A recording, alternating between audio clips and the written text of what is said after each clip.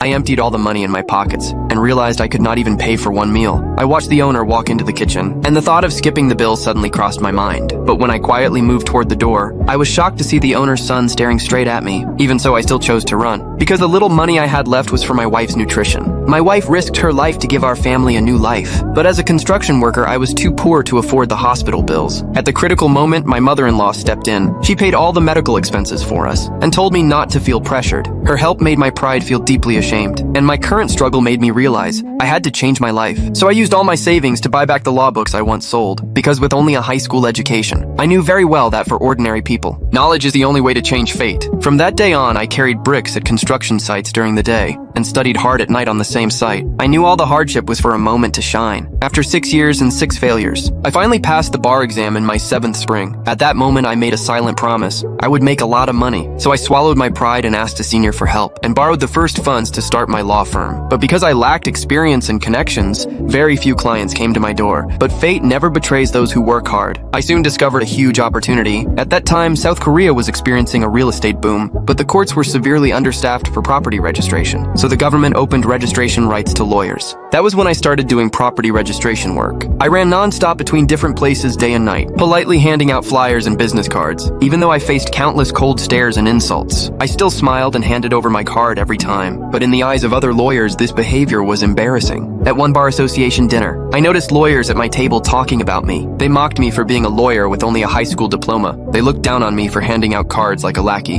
and felt ashamed that I did property registration work. They thought I disgraced the profession of law, but I just smiled lightly, then calmly stood up to face those arrogant lawyers. I openly admitted I was the lawyer they looked down on. Then I started handing out my business cards to them. I also revealed that my income was now very high, and then I turned around and left, because to me, as long as I make money, so-called dignity is worth nothing.